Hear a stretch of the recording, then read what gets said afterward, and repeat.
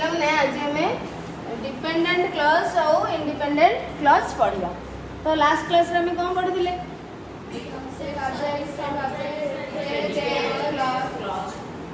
Sentence कौन, clause कौन, phrase कौन, सब्जेक्ट कौन, प्रेडिकेट कौन, एगुड़ाक सब आम पढ़ी। तो आज आम क्लॉज विषय आउ टिके पढ़ीदे कहीं ना क्लॉज रो डेफिनेशन ने तुम थिला sometimes a clause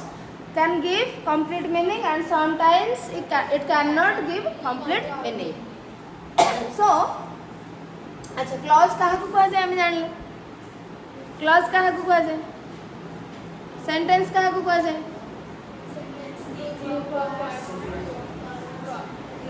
a group of words which gives a complete meaning and it has a subject predicate combination. It must be started with capital letter and must be ended with a proper punctuation mark. Okay. Clause something, clause ro bhi subject predicate thibo, but it is a part of sentence. Clause is not a sentence, it's a part of sentence. देखिए तो clause देखो, clause हमें जानी सारी तार subject predicate कौन जानी सारी विभिन्न प्रकार clause अच्छे हमें पर माने क्लास में पढ़ा। बट आज तुमको खाली कहीदेवी यहाँ जे तुम जापर क्लॉज विषय टिके क्लारिटी आसो what is dependent clause and what is independent clause है। विभिन्न प्रकार क्लॉज अच्छे मुझे टाइप्स ऑफ क्लॉजेस कहू ना, जस्ट तार टिके खाली तुमको कहूँ। हाँ सो डिपेंडेंट क्लॉज कौन, इंडिपेंडेंट क्लॉज कौन। The clause which depends on other elements to give a complete meaning is known as dependent clause. The clause which depend माने कौन, dependent clause माने कौन, depend माने कौन निर्भर करिबा,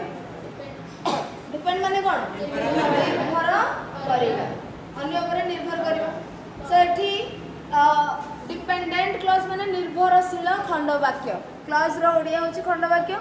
आउ डिपेंडेंट माने निर्भरशील, तो निर्भरशील खंड वाक्य। डिपेंडेंट क्लॉज रो ओडिया कौन, निर्भरशील खंड वाक्य जो क्लॉज पे निर्भर करूथिबो। अच्छा देखिबा तो the clause which depends on, जो क्लॉज पे निर्भर करूथिबो काहा ऊपरे, ऑन अदर एलिमेंट्स अन्य मानक ऊपर निर्भर करूथिबो। एठी एलिमेंट माने कौन, एलिमेंट्स आमे आमे जेतेबेले निर्भर करबा काहा ऊपर, आमे आउ को मनुष्य ऊपर निर्भर करबा, प्रकृति प्राकृतिक परिवेश ऊपर निर्भर करिया, खाद्य वस्त्र बासगृह पई, तमे पढ़िबा पई, तमरो ड्रेस पत्र किने पई काहा ऊपर, बापा मां को ऊपर निर्भर करछो। सो आमे माने विभिन्न जिंस ऊपर विभिन्न माने व्यक्ति को ऊपर निर्भर करछे, हम फैमिली ऊपर निर्भर करछे। किंतु एठी कोन क्लॉज टे हम फैमिली ऊपर निर्भर करिवो कि, क्लॉज टे सेंटेंस रो गोटे पार्ट, तेणु से फैमिली ऊपर बा ता फैमिली ऊपर से निर्भर करिवो, बुझि परछो। ता फैमिली के सेंटेंस आमे जेंति फैमिली रो गोटे पार्ट से सेंति सेंटेंस रो गोटे पार्ट। तो वाक्य रे जो अदर एलिमेंट्स थिबे, क्लॉज गोटे पार्ट ऑफ सेंटेंस, तो सेही सेंटेंस रे जो अलगा वर्ड्स बा क्लॉजेस बा फ्रेजेस थिबे तांको ऊपर से निर्भर करिवो, बुझि परछो। सो जेउ क्लॉज टी गोटे वाक्य रे अलग शब्द मानक उपरे बा अलग क्लॉज उपरे निर्भर करी थाए, कौन पाई निर्भर करे, बंचिबा पाई नुहे, कंप्लीट मीनिंग दबा पाई, बुझि परछो। कंप्लीट मीनिंग दबा पाई गोटे क्लॉज कंप्लीट मीनिंग देई पारु नथिबो जदी एवं कंप्लीट मीनिंग दबा पाई से सेंटेंस रो आउ कहा पर निर्भर करिवो, ताहाले आमे सेही क्लॉज को कौन कहबा, डिपेंडेंट क्लॉज कहबा बा निर्भरशील खंडवाक्य कहबा। एतिकी के बुझी पालानी, डेफिनेशन के बुझी पालानी मते कह, मु एग्जांपल गले बुझेबी कोटा डिपेंडेंट इंडिपेंडेंट, बट एतिकी के बुझी पालानी मते कह, समस्त बुझी पारलो तो। जेउ क्लॉज टी वाक्य रे संपूर्ण अर्थ दबा पई बा संपूर्ण अर्थ दे पारे नाही एवं संपूर्ण अर्थ दबा पई अन्य मानक ऊपर निर्भर करी थाए, ताहाकू आमे निर्भरशील खंडवाक्य बा डिपेंडेंट क्लॉज कही थाउ। The clause which depends on other elements to give us a complete meaning is known as a dependent clause. ठीक सही बड़ी भाव तार ऑपोजिट बा उल्टा होची के से independent clause. So independent clause कौन, the clause which does not depend on other elements to give a complete meaning is known as independent clause. Okay, the clause which does not depend on other elements in a sentence is known as independent clause. Means to give a complete sense. It does not depend on any word or any phrase or any clause to give a complete sense, complete thought, complete meaning. संपूर्ण अर्थ प्रदान करने पाई गोटे clause अन्य मानक ऊपर से वाक्य निर्भर करू नथिबो ताहले आमे सेही क्लॉज टी को इंडिपेंडेंट क्लॉज कहबो। क्लियर की समस्ते बुझी पारलो डेफिनेशन बुझी पारलो। जदि के बुझी पारिनो रेज योर हैंड्स, जदि के बुझी पारिनो रेज योर हैंड्स। अच्छा ठीक अछि, जदि एबे बुझी पारलो ताले आमे एग्जांपल के जिबा। अरे एग्जांपल जाई करी बुझिबा डिपेंडेंट कोन आ इंडिपेंडेंट कोन ताले बुझी पारलो तो एडा इंडिपेंडेंट क्लॉज कोन जे हमको ता माने कोन जे हमको कंप्लीट मीनिंग देई दोची बिना कहार साहाय्य रे जो क्लॉज से हमें ताको इंडिपेंडेंट क्लॉज बा स्वाधीन खंड वाक्य से स्वाधीन कहा पर निर्भर करू नाही। जे पराधीन माने अन्य पर निर्भर करूची संपूर्ण अर्थ दे परनी से होची डिपेंडेंट क्लॉज हैला। अच्छा लेट्स सी सम एग्जांपल्स। देखो फर्स्ट एग्जांपल देखिबा आई have already read the book I have already read the book which you gave me ता छाड़ देछि। so I have already read the book I have already read the book which you gave me। अच्छा add पिला माने देखो अच्छा subordinating conjunction जानि सारछ तमे सबऑर्डिनेटिंग कंजंक्शन जानि सारछ कि हमें जो तीन प्रकार रे कंजंक्शन पढिले coordinating correlative and subordinating conjunctions. तो एई सेंटेंस रे पिला माने कोडी सबऑर्डिनेटिंग कंजंक्शन अछि पाई पारुछो कि सबऑर्डिनेटिंग कंजंक्शन पाई पारुछो कि which who whom when where how why एगुडा तो सब हो दैट हैला एगुडा तो सब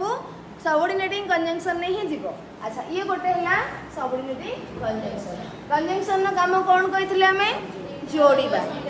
सबऑर्डिनेटिंग कंजंक्शन ना काम कोन कहिथिले दीटा क्लॉज को ही जोड़ीबा। एबे बुझी पारिलो सबऑर्डिनेटिंग कंजंक्शन ना यूज देखो सबऑर्डिनेटिंग कंजंक्शन होची एथि व्हिच से कहा को जोड़ी छी आई have already read the book गोटे बा सेंटेंस थिला बा गोटे क्लॉज थिला पुनी यू गेव मी गोटे थिला। तो से कोन करला ना याकू आउ एकू दीटा पार्ट को बा दीटा सेंटेंस को बा दीटा क्लॉज को जोड़ी करी गोटिए वाक्य कर देला। बुझी पारलो कि नहीं से दीटा वाक्य थिबो सपोज मु कहली कि आई have already read the book आउ गोटे वाक्य थिला यू गेव मी पिला माने जॉइंट करो आकू जॉइंट करो ताले आमे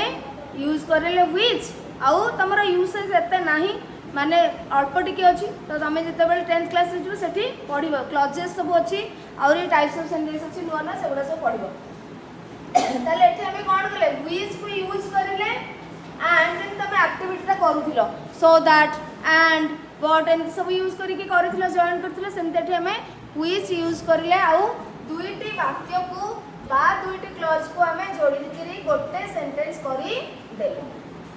अच्छा एबे ताले देखो सबऑर्डिनेटिंग कंजंक्शन पिला माने जोठी थिबो सेइठु ही गोटे क्लॉज टा स्टार्ट हे जाई थाए एवं सेइठु ही डिपेंडेंट क्लॉज स्टार्ट ही थाए। बुझी पारिलो एबे चिन्हि पारिबो माने बिना तमे पढी करी भी चिन्हि पारिबो जे डिपेंडेंट क्लॉज कोठी स्टार्ट हे छी। बिना तमे सेंटेंस न पढ़ी करी माने पढ़ीबनी कि बुझीबनी तथापि भी तमे जानि पारिबो जे डिपेंडेंट क्लॉज कोठु स्टार्ट हिजबो हैला। तो देखिबा आमे प्रथमे बुझीबा डिपेंडेंट से काहे के होउची बा नाही। आई have already read the book मु ऑलरेडी पढ़ी सारी छी मु बहिटी पढ़ी सारी छी व्हिच यू। अच्छा ये कंप्लीट मीनिंग दउची कि नाही पिला माने मु बहिटी ऑलरेडी पढ़ी सारी छी कंप्लीट मीनिंग दउची ना नहीं जे कंप्लीट मीनिंग दबा हमें ताको कोन कहबा इंडिपेंडेंट क्लॉज। जे कंप्लीट मीनिंग दबा ता कोन कहबा इंडिपेंडेंट क्लॉज।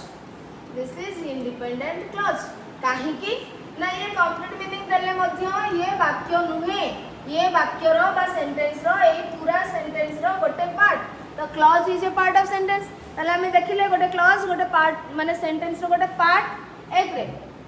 दुई रे तार सब्जेक्ट अछि कि नहीं आई हैला subject have already read the book हैला predicate part हैला तो वाक्यर गोटे पार्ट हैला क्लॉज सेथिरे सब्जेक्ट और प्रेडिकेट रहले जदि सब्जेक्ट प्रेडिकेट न थांदा हमें तो कहि पारि न थांते से वाक्यर पार्ट हेथिले मध्य सेंटेंस रो पार्ट हेथिले मध्य हमें ताको क्लॉज कहि पारि न थांते ताको अलगा कोन कहि थांते ताले एठी हमें एक रे देखिले ये वाक्यर गोटे पार्ट सब्जेक्ट प्रेडिकेट अछि सेति में हमें ताको क्लॉज कहिले एंड जेहेतु से कंप्लीट मीनिंग दोछि हमें ताको इंडिपेंडेंट क्लॉज कहिले एबे नेक्स्ट पार्ट को जिबा ए टू स्टार्ट हो नेक्स्ट क्लॉज टी ए टू स्टार्ट हो which you gave me which you gave me which रो अर्थ केउंटी नुह एठी हबो जेउंटी बा जेउंटा बुझि परछ प्रश्नवाचक वाक्य जदि थांता इंटरोगेटिव सेंटेंस थांता ताले व्हिच रो अर्थ केउंटी हेई थांता किन जेते बेले नॉर्मल सेंटेंस थिबो पुष्र वाला सेंटेंस तो सेठी तमे जेउंटी करिवो हु जीए करी हु रो अर्थ किए होबनी सेठी जीए हबो व्हेन अर्थ केते बेले होबनी व्हेन अर्थ जेते बेले हबो ताले एठी यार अर्थ कोन व्हिच यू गेव मी जेउंटी तमे मते देई थिलो जेउंटी तमे मते देई थिलो ताले मु जेते पिला माने कहूची व्हिच यू गेव मी जेउंटी तुमे मते देई थिलो कंप्लीट मीनिंग दोछि की मु जहा कहया को चाहू जे तमे बुझी परछो की ना मु क्लास भीतर को आसिली एवं कहली पिला माने जेउ बहिटी बा जेउटी मु किनिथिली बा जेउ बहिटी मु किनिथिली कंप्लीट मीनिंग तुमको बुझा पड़िला कि सेटा हजी जाइछि हेले कंप्लीट मीनिंग आसला तो मु जेउ बहिटी किनिथिली सेटी हजी जाइछि बा बहिटी हजी जाइछि जेते बेले एटा मु यूज करूछि सेतिरे ताहले ता माने कोन एई पार्टी या ऊपर निर्भर करूछि कंप्लीट सेंस देवा पई जेते बेले आमे एटा को कहूचे सेते बेले संपूर्ण भाव प्रकाश होउछि वी गॉट कंप्लीट सेंस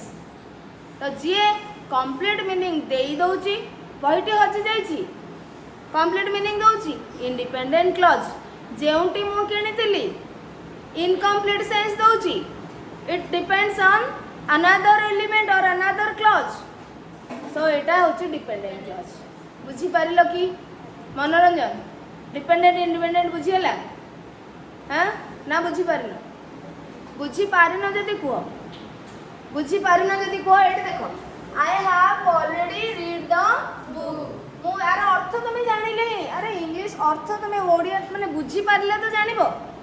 सेति पे तुमको वर्ड मीनिंग भी जाने को पड़िबो सेंटेंस को पढ़िया को भी माने पढ़िबा को भी पड़िबो तमे जदी पढ़ी न पारिबो बा बुझी न पारिबो केमति जानिबो बुझी परछो तेणु तमे रीडिंग हैबिट भी बने माने बढ़ेबा को पड़िबो so I have already read the book मु बहिटी पढ़ी सारी छी व्हिच यू गेव मी जेउंटी तुमे मते देइथिलो जेउंटी तुमे मते देइथिलो which you gave me depend करूची कहा पर एई पार्ट करे सेति पई एटा को हम कोन कहिबा डिपेंडेंट क्लॉज एबो एथिरे सब्जेक्ट किए you and predicate gave me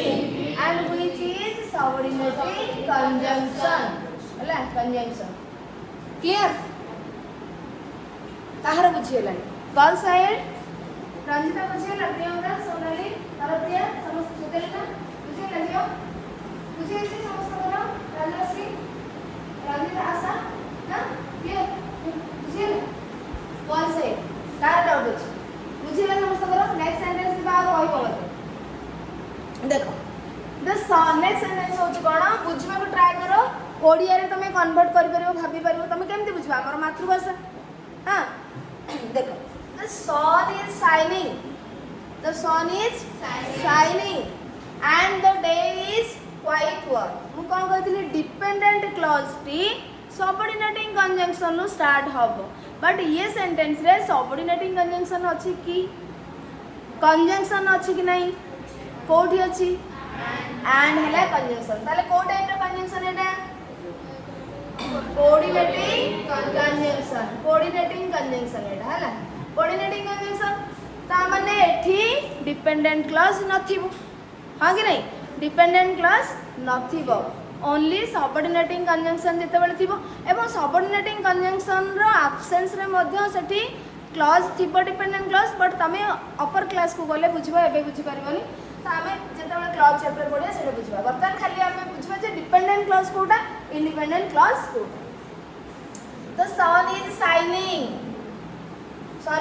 माने कोन सूर्य चिकचिक करूची खरा होउची बुझि परछो खरा होउची देन एवं the day is quite warm बहुत गरम होउची आर अर्थ तुम बुझिया क्वाइट वार्म माने गरम होउची बहुत माने पूरा हॉट डे जो आमे कहले ना द सन इज शाइनिंग खरा होउची the day is quite warm एवं दिनटी बहुत गरम बा आज बहुत गरम होउची कंप्लीट सेंस दीटा को दउछ ना नहीं एठी गोटे कंजंक्शन रहिला दीटा क्लॉज को जोड़िला ए क्लॉज टे संपूर्ण मीनिंग दउछ कि नहीं खरा होउची the day is quite warm गरम होउची बहुत गरम होउची कंप्लीट सेंस दउछ कि नहीं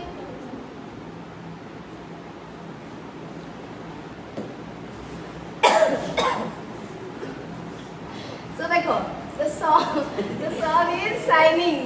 ताले ठीक हमें कौन देखिले मंदी टाका हमको कंप्लीट मीनिंग दोची खरा होची आउ गरम भी बहुत होची ताले हमको कंप्लीट सेंस दोची माने एटा कोन हेतिबो दीटा जाको क्लास कीटा क्लास अछि बोली जानि परछो तो कहा तो किए जॉइन करछि तको फर्स्ट क्लास रे सब्जेक्ट केसे प्रेडिकेट किए बुझी होची चिन्ह होची अच्छा सेकंड क्लास रे सब्जेक्ट के the day is subject predicate is quite warm काहे कि ना फर्स्ट क्लास रे सन विषय ही कहै अछि जहा विषय कहै जाय थिबो वाक्य रे बा क्लास रे सी ही हबो सब्जेक्ट एवं सब्जेक्ट विषय जहा कहै जाय थिबो सी ही हबो प्रेडिकेट एठी डे विषय कहै अछि एठी सन विषय कहै अछि सब्जेक्ट एंड प्रेडिकेट क्लियर अच्छा एबे देखिबा कंप्लीट मीनिंग दउची सेति पय एटा हला कोन इंडिपेंडेंट क्लॉज एटा मध्ये गोटे इंडिपेंडेंट क्लॉज किंतु जेहेतु कोऑर्डिनेटिंग कंजंक्शन स्टार्ट हेची आमे को कोऑर्डिनेटिंग क्लॉज मध्ये कहि पारिबा हला किंतु ये कंप्लीट मीनिंग दउची क्लियर एवं ए जो इंडिपेंडेंट क्लॉज को पिला माने आको फर्स्ट माने जो एटा को मेन क्लॉज मध्ये कुआ जाय इंडिपेंडेंट क्लॉज को मेन क्लॉज मध्ये कुआ जाय प्रिंसिपल क्लॉज मध्ये कुआ जाय किंतु एठी तो दीटा इंडिपेंडेंट क्लॉज अछि तमे काहा को मेन क्लॉज कहबो ना जो टू स्टार्ट हेतिबो कोऑर्डिनेटिंग कंजंक्शन ताको तमे मेन क्लॉज कहबो नाही एटा को कहबो क्लियर मेन क्लॉज बा प्रिंसिपल क्लॉज बा इंडिपेंडेंट क्लॉज सबऑर्डिनेट क्लॉज बा dependent clause subordinating conjunction start हेतबारु ताको सबऑर्डिनेटिंग क्लॉज सबऑर्डिनेट क्लॉज बा डिपेंडेंट क्लॉज माने रखा थरे इंडिपेंडेंट क्लॉज जहा मेन क्लॉज सेया प्रिंसिपल क्लॉज मध्ये सेया डिपेंडेंट क्लॉज जहा सबऑर्डिनेट क्लॉज मध्ये सेया काहे कि ना सबऑर्डिनेटिंग कंजंक्शन नो स्टार्ट होछ आ एटा को तमे डिपेंडेंट क्लॉज ये गोटे dependent clause but coordinating conjunction start हेतबारु आमे आको कहबा कोऑर्डिनेटिंग क्लॉज क्लियर हेलो कि अच्छा नेक्स्ट जिबा नेक्स्ट सेंटेंस बुझबा the day is quite warm because the sun is shining the day is quite warm because the sun is shining कोन कहै छै दीटा क्लॉज जदी थिबो बा एक रु अधिक क्लॉज जदी थिबो कंजंक्शन आसीबो फर्स्ट आइडेंटिफाई करो कोडी कंजंक्शन अछि very good so because is conjunction ता माने ए टू स्टार्ट हे गेला डिपेंडेंट क्लॉज बा subordinate clause because this is a subordinating conjunction तणो ए टू स्टार्ट हे गेला ता माने तुमको इजी हे गेला एटा हे गेला तमे बिना पढी के जानि परला से एटा डिपेंडेंट क्लॉज हेतिबो बोली the day is quite warm दिनटी बहुत गरम होउची बा दिनटा बहुत गरम अछि कंप्लीट सेंस दोछि कि नहीं अरे कंप्लीट मीनिंग दोछि कि नहीं independent clause because the sun is shining कारण खरा होउची बा जेहेतु खरा होउची म्हणजे जेहेतु खरा होउची जेहेतु खरा होची कंप्लीट सेंस दउची कि ताले हम आगु कोन कहबा डिपेंडेंट क्लॉज बा सबऑर्डिनेट क्लॉज क्लियर अच्छा ताले डिपेंडेंट क्लॉज होला because the sun is shining this is dependent clause and the day is quite warm independent clause and a clause re होला subject the day is subject this is predicate and here the sun is subject and this is predicate hello next the sentence अछि मते कहबो थरे dependent clause के please call that girl who has blue eyes who has who कौन who टा कौन conjunction subordinating conjunction से तार सब्जेक्ट है कि अछि हला क्लॉज रे सब्जेक्ट है कि अछि so who has blue eyes एटा ताले कौन हे देबो कौन है तो को क्लॉज हे देबो डिपेंडेंट क्लॉज बा सबऑर्डिनेट क्लॉज अब जानी हो जी माने आमे बुझी नै स्टिल तमे जानि परछो प्लीज कॉल दैट गर्ल हला इंडिपेंडेंट क्लॉज काहे केला देखिबा प्लीज कॉल दैट गर्ल से झीओटी को डाकी दियो कंप्लीट माने दया करी से झीओटी को डाकी दियो प्लीज कर लगाई जी so it's a request please call that girl से झीओटी को डाकी दियो कंप्लीट अर्थ दउछि कि नहीं बुझी पारुछ कि नहीं संपूर्ण अर्थ दउछि ताले आगु हमें कोन कहबा इंडिपेंडेंट क्लॉज बा प्रिंसिपल क्लॉज बा मेन क्लॉज अच्छा एटा को ताले कोन हु हैज ब्लू आईज जाहार नील आखि अछि जाहार नील आखि अछि तमे जे कहछो सेटा को हमें कोन कहबा डिपेंडेंट क्लॉज काहे कि हमें को कंप्लीट मीनिंग दउनी ये आ ऊपर निर्भर करछ एटा कहिले दे कि हमें बुझा पड़छ कोन जणे कहउछन so this is dependent clause अच्छा डिपेंडेंट क्लॉज रे पिला माने एटा ही हेछि सब्जेक्ट हला who uh has blue eyes हला प्रेडिकेट एथिरे के सब्जेक्ट किसे नो एठी यू एटा गोटे इंपरेटिव सेंटेंस आमे जेतेले टाइप्स ऑफ सेंटेंस पढ़बा इंपरेटिव सेंटेंस तुम माने जानि परिबो प्लीज कॉल दैट गर्ल काहा को यू कॉल तुमे टिके डाकी दियो तुमे डाकी दियो त माने डाकीबा कार्य टिके करूची तुमे माने सामना रे जे अछंती तांको हमें कहूची सो कॉल एक्शन के करला तांको कोन कहला तुमे डाकी दियो बुझी परछो सेटा होची एठी यू हाइड हेकरी रही आमे पढ़िबा इंपरेटिव सेंटेंस पहले एटा गोटे इंडिपेंडेंट क्लॉज हैला आ एटा dependent clause I like the man who has a smiling face मते को एठी डिपेंडेंट क्लॉज किए आ इंडिपेंडेंट क्लॉज किए dependent who has a smiling face dependent clause एठी अछि ये जो सब्जेक्ट हेकरी काम करिछि एवं हु हैज ए स्माइल जहार स्माइलिंग फेस अछि हस समूह जहार अछि कंप्लीट सेंस दउनी सेति पई एटा हला डिपेंडेंट क्लॉज जेते बेला हम कहू आई लाइक द मैन मु लोकटी को बा तांको भल पाए मु सही व्यक्ति को निर्दिष्ट व्यक्ति द मैन को एज माने मु सही लोकटी को भल पाए बा मते भल लागल बा पसंद करे मीनिंग जाना पड़छ ना नहीं ताले एटा हला इंडिपेंडेंट क्लॉज एंड एटा हला जहार स्माइलिंग फेस अछि से a dependent clause because it depends on this clause to give a complete sense. अब इधर subject ये predicate ये subject ये predicate है ना dependent clause independent clause जान परलो subordinating conjunction केमती यूज होची coordinating conjunction केमती यूज होची जानि परलो तो नेक्स्ट क्लास रे हमें पढिबा टाइप्स ऑफ सेंटेंसेस हैला डिफरेंट टाइप्स ऑफ सेंटेंसेस हमें पढिबा बुझी पारल कि नहीं आज क्लास रे कहार डाउट रहिला को आज क्लास रे जहार जहार डाउट रहिला को